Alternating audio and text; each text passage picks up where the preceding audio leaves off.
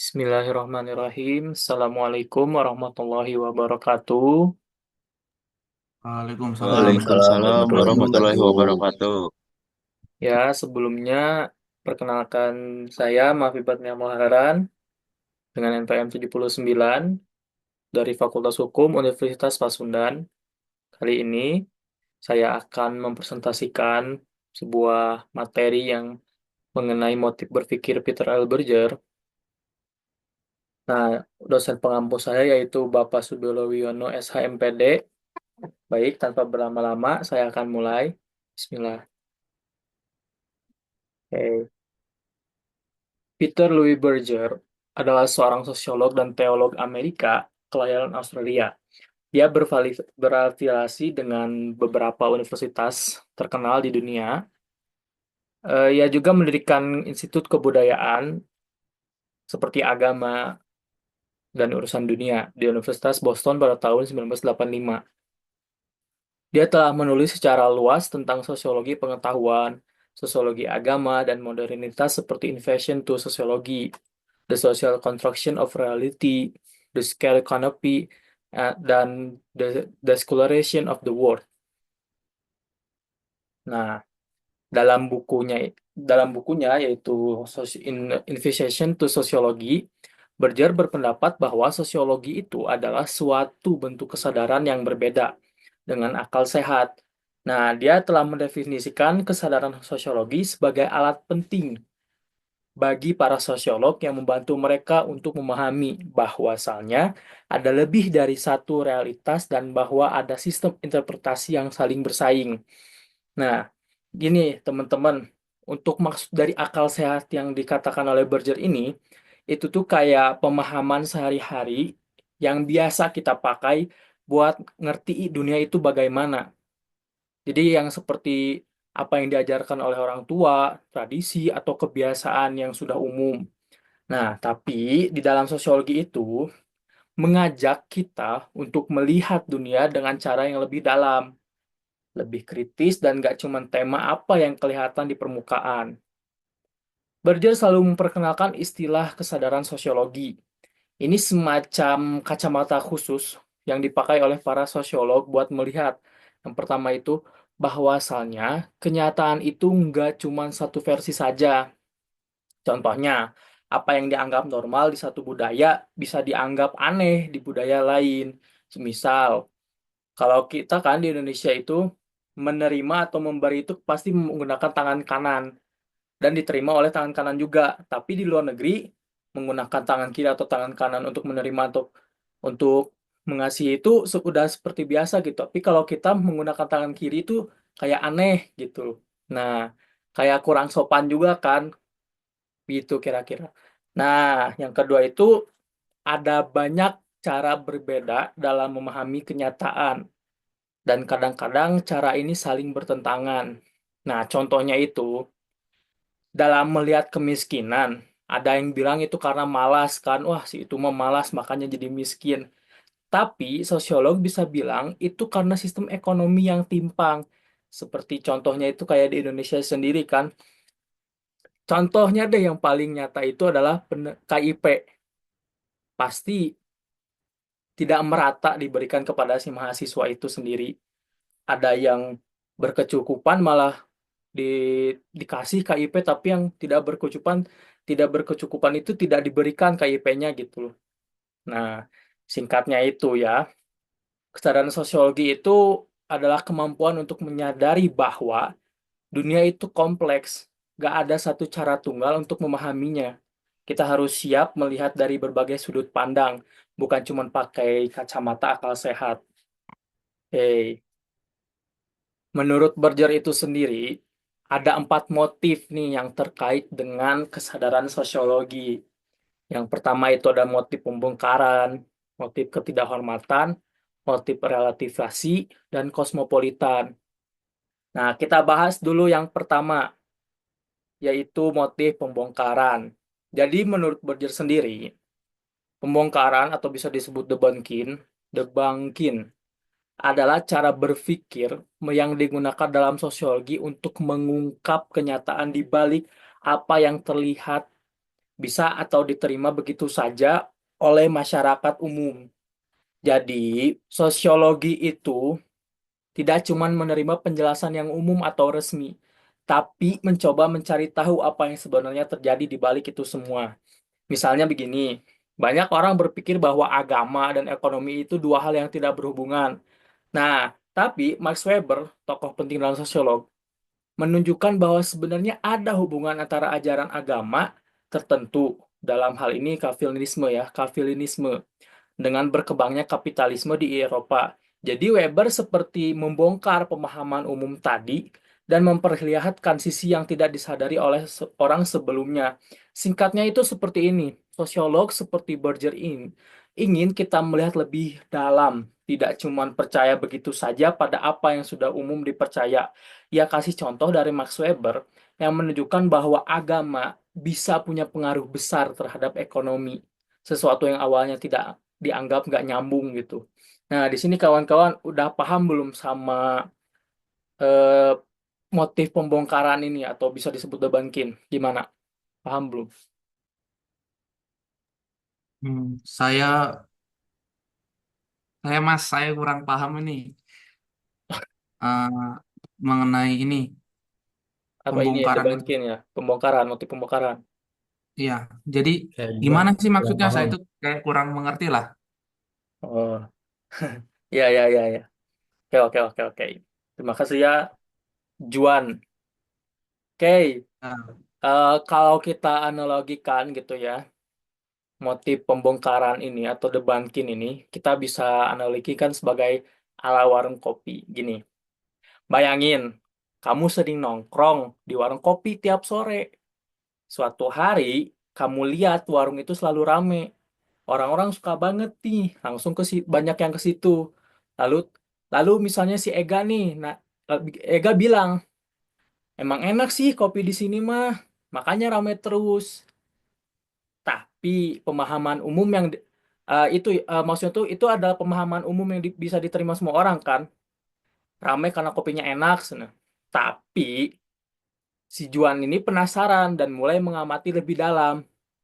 Nah, si Juan langsung menyadari bahwasannya kenapa tempat kopi itu bisa ramai karena tempatnya yang strategis, terus dekat kantor dan kampus. Yang kedua, ownernya aktif promosi di media sosial. Nah, yang ketiga, banyak yang datang bukan buat ngopi saja, tapi karena ada fasilitas WiFi gratis dan colokan buat kerja gitu. Nah, Juan bilang langsung, bro, kayaknya warung ini bukan rame karena kopinya enak, tapi bisa juga nih karena tempatnya nyaman, banyak promosi, dan ada fasilitas yang dicari gitu loh. Nah, di sini Juan, kamu udah melakukan debunking ala Berger. Kamu nggak langsung percaya alasan umum sebagai bahwa kopi itu enak gitu. Nggak begitu. Tapi karena justru membongkar kenyataan yang lebih dalam di balik kenapa warung itu sebenarnya laku keras. Singkatnya, kalau pemahaman umum kan bahwasannya ini mah karena warung kopinya enak jadi we rame gitu. Tapi setelah kamu melakukan motif debunking atau pembongkaran itu, ternyata ramai karena banyak faktor lain seperti lokasinya yang strategis, fasilitas yang memadai, dan banyaknya promosi. Nah, sama kayak sosiolog, nggak cuma ngelihat apa yang kelihatan di permukaan, tapi nyari tahu alasan tersembunyinya gitu. Gimana, Juan? Paham nggak maksudnya? paham, paham. Terima kasih. Oke, gitu ya. Oke, yang kedua, kita lanjut ke motif ketidakhormatan. Jadi nilai-nilai, gagasan, dan aktivitas arus utama yang dianggap sah dan terhormat dalam masyarakat berasal dari bagian masyarakat yang dominan. Menurut Berger, motif kedua yaitu tidak terhormat, menuntut sosiolog untuk memahami kegiatan, nilai, dan ide dari bagian populasi yang tidak dominan dan terpinggirkan yang biasa dianggap tidak terhormat oleh bagian masyarakat yang dominan. Dengan demikian, sosiolog dapat memperoleh perspektif baru yang berbeda dari bagian masyarakat yang dominan. Dalam struktur sosial dan anomie yang diterbitkan pada tahun 1938, Robert Marton berpendapat bahwa dalam setiap masyarakat terdapat tujuan budaya dan cara-cara yang dilembagakan untuk mencapai tujuan tersebut. Jika kita melihatnya dari sudut pandang kehormatan, tujuan dan sarana ini didasarkan pada nilai-nilai dari bagian masyarakat yang dominan. Dalam konteks masyarakat Amerika, Marton menyebutkan bahwa tujuan budaya yang lazim adalah kesuksesan moneter individu dan cara yang dilembagakan untuk itu adalah kerja keras. Nah, dalam sebuah masyarakat, mungkin ada sekelompok orang yang menggunakan perampokan sebagai penggantian cara yang sah, yaitu kerja keras untuk mencapai tujuan budaya gitu. Namun, Marton berpendapat bahwa ada perbedaan peluang karena struktur sosial yang hierarkis dalam masyarakat dan akibatnya.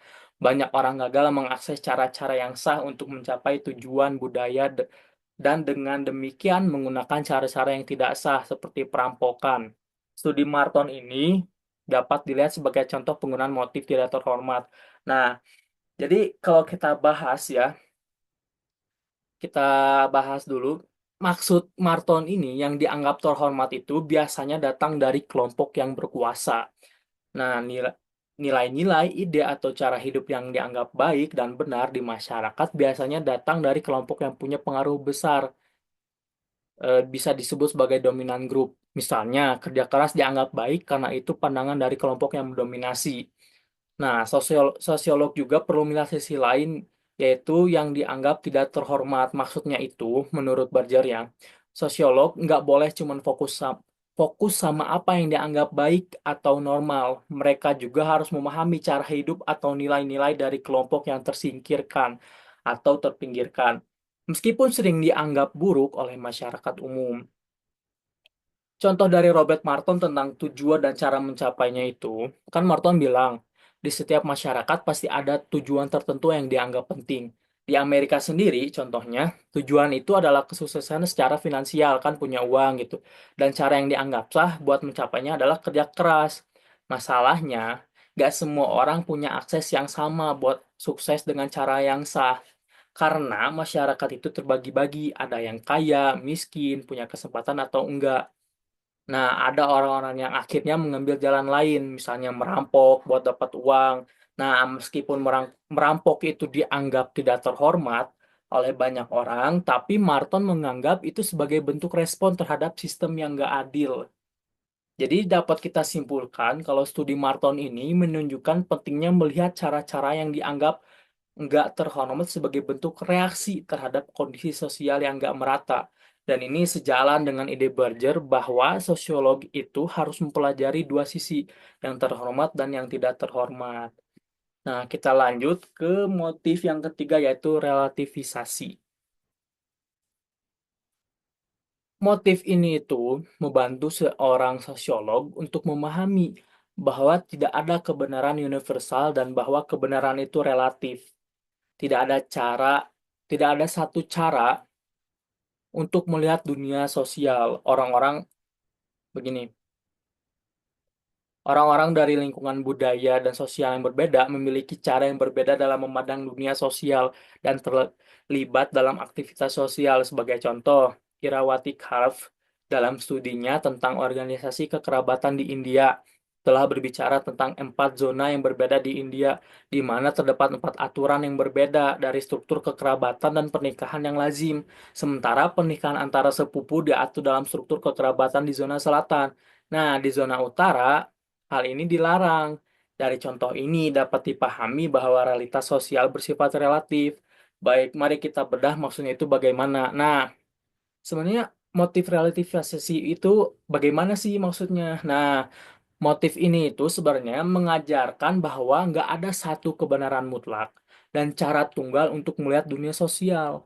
Artinya, cara kita melihat dunia tergantung dari budaya dan lingkungan sosial tempat kita hidup. Maksud dari kebenaran itu relatif ini, maksudnya itu apa yang dianggap benar, wajar, atau normal di satu tempat belum tentu dianggap begitu di tempat lain gitu. Jadi sebagai sosiolog, kita harus buka pikiran dan sadar bahwa ada banyak perspektif berbeda di dunia ini. Contohnya tadi dari India kan, seorang peneliti bernama Irawati Karf meneliti sistem kekerabatan hubungan keluarga di India. Nah, di India bagian selatan menikah dan sepupu itu boleh, malah diatur dalam aturan keluarga. Tapi di India bagian utara menikah dengan sepupu itu dilarang. Jadi, satu hal yang dianggap normal di satu tempat bisa aja dianggap aneh atau salah di tempat lain, begitu. Nah, kalau di Indonesia sendiri, contohnya kayak di Batak gitu ya. Nah, kalau di Batak kan, kalau sesama marga misalnya purba dengan purba kan tidak boleh menikah, gitu ya.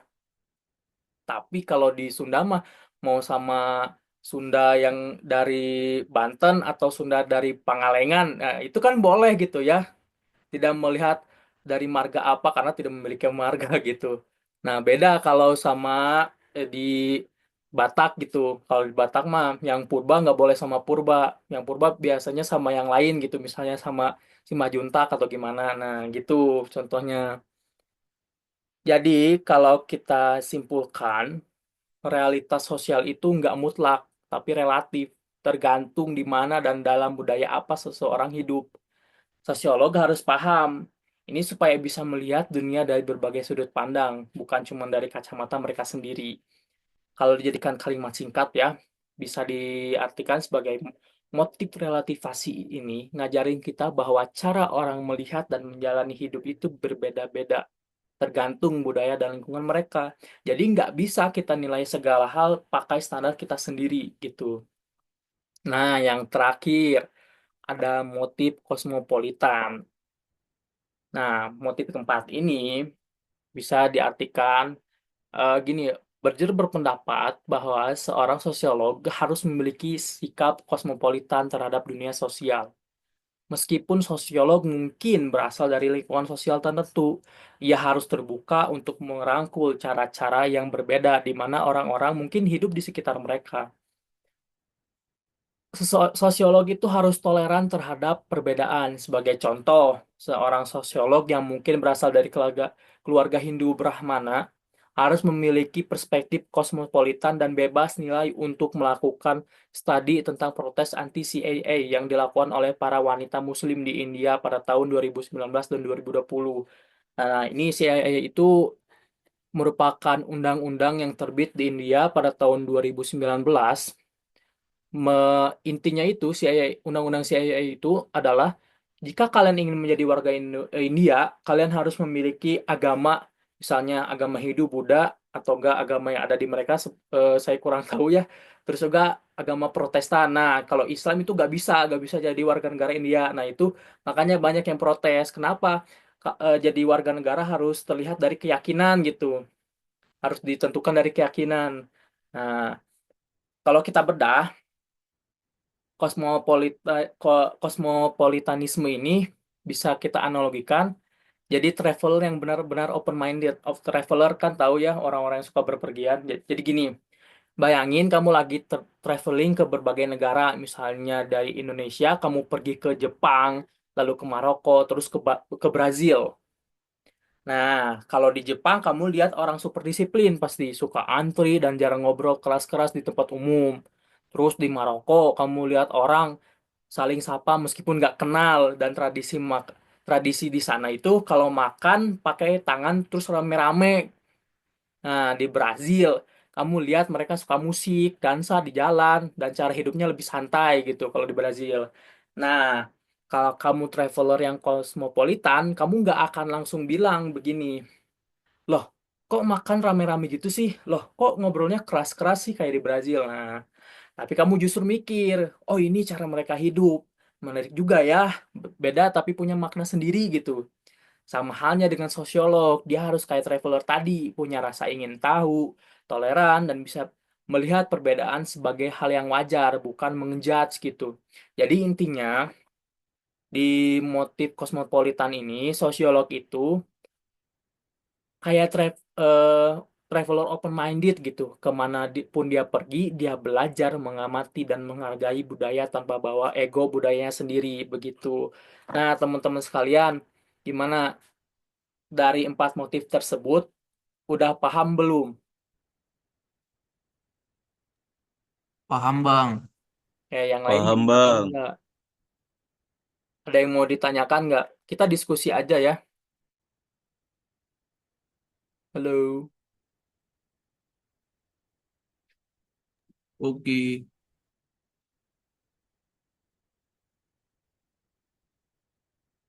Oke, Oke ya, Saya cukup. bang, saya Oh, maaf, maaf. Gimana, gimana?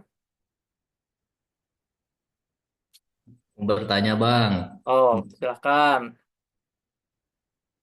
Tadi tuh yang terakhir tuh biar bisa berpikir apa secara metropolitan atau gimana ya? Tadi terlupa sih. Kosmopolitan. Kosmopolitan. Kosmopolitan. Yang apa harus menerima adat istiadat orang lain Oke. gitu kan? Ya, ya, begitu. Nah, pertanyaan saya bang ya, gimana caranya? Gimana caranya kita tuh bisa respect? Misalkan kita dari sebuah perantauan ya di apa di katakanlah kita di Indonesia. Namun Oke. misalkan saya ini eh, apa berpendidikan nih mau apa mau berpendidikan salah bang mau apa melanjutkan pendidikan saya misalkan di luar pulau yang saya tinggali. Oke. Nah, bagaimana caranya biar saya bisa respect dengan adat pulau tersebut gitu yang mau saya kunjungi gitu. Biar bisa saya belajar sama-sama dari bahasanya, dari adatnya, dari cara makan, cara pengertiannya bagaimana. Hmm. Ini menjadi penting bagi saya, Bang. Bah, ya, Mopi. Soalnya meskipun kita apa? Soalnya eh, ketika kita berada di kota-kota besar, banyak dari apa dari lingkungan atau wilayah tersebut yang tidak respect atau tidak atau berperilaku secara tidak terpuji, Bang, Hmm. terhadap eh, Orang asing wilayah gitu. yang sedang dia ya seperti itu. Dia menganggap normal adat dia di mana tempat tinggal seperti itu, Bang. Terima kasih. Oke. Gini ya. Oke, terima kasih ya, Ega. Pertanyaannya sangat menarik untuk kita bahas. Oke, yang tadi disebutkan bahwasannya Berger berpendapat kan bahwa seorang sosiolog itu harus memiliki sikap kosmopolitan terhadap dunia sosial, meskipun sosiolog itu berasal dari lingkungan sosial tertentu, gitu. Nah, untuk kita sendiri gitu ya, meskipun kita bukan seorang sosiolog, tapi dalam konteks ini kita kan mau ini ya pergi gitu, merantau ke pulau lain. Misalnya saya dari Kalimantan, saya mau ke Bandung, kan udah beda pulau tuh. Nah, kalau di saya sendiri, kalau kita eh, berbicara itu suka teriak apa dengan nada yang lumayan tinggi gitu. Tapi kan kalau di Sunda beda ya, tidak seperti itu. Makanya pas kita datang ke sana, pasti saya gitu ya suka berbicara untuk bentar, dulu waktunya. Pasti kita berbicara dengan nada yang lumayan tinggi gitu. Nah, pasti orang orang Bandung tidak bisa gitu menerima kenapa kenapa mereka ngomongin kok kayak gitu gitu. Kasar banget padahal kan kalau menurut saya pribadi itu enggak kan. Soalnya udah budaya saya sendiri gitu. Nah, pertanyaannya kan gimana caranya supaya kita bisa gitu, bisa menghormati dan bisa menerima terus bisa mengikuti alur tersebut. Ya caranya kita pelajari dulu. Maksudnya itu kita mengikuti arusnya secara perlahan-lahan gitu. Kita misalnya eh, memiliki seorang teman, kita tanyakan dari temannya kan dari Bandung nih, kita tanyain, bro ini gimana budaya orang Sunda tuh kayak gimana? Nah kita pelajari dari situ. Sekarang kan udah zaman canggih ya dari Google, dari YouTube pun bisa gitu belajar bagaimana cara kita bersikap di tempat yang lain gitu, di pulau orang lain gitu kan budaya-budaya mereka berbeda-beda kan pastinya. Nah gitu. Kalau menurut pendapat saya pribadi ya, bagaimana cara kita bisa diterima dan bisa menerima yaitu kita pelajari dulu dan kita harus memiliki sikap toleransi dan kita harus bijak seperti yang tadi gitu ya. Yang saya bilang tadi kan jadi kita tuh harus kayak traveler yang punya rasa ingin tahu, toleransi dan bisa melihat perbedaan sebagai hal yang wajar, bukan malah ngejudge begitu. Gimana, Ayega? Mohon maaf ya tadi saya agak terbata-bata ngejelasinnya. Tapi oke, cukup menarik ya pertanyaannya. Boleh lah nanti kita diskusikan lagi di lain waktu. Kayak gimana Bang Ega? Baik, terima kasih, terima kasih. Mungkin Mudah dapat saya dipahami? simpulkan, mudah-mudah dipahami. Mungkin dapat saya Oke, simpulkan yaitu belajar secara mandiri kepada orang-orang terdekat ya. ya begitu. Oke, gimana yang lain udah cukup paham atau bagaimana? Cukup bang, Oke, Arapi, gimana Arapi? Cukup Bang, cukup Oke, Bang. Saya mengerti. oke, oke, oke. Ya, cukup sekian mungkin ya presentasi pada kesempatan kali ini. Saya berterima kasih kepada teman-teman yang sudah menyiapkan waktunya. Oke, Assalamualaikum warahmatullahi wabarakatuh. waalaikumsalam warahmatullahi Waalaikumsalam wabarakatuh. warahmatullahi wabarakatuh.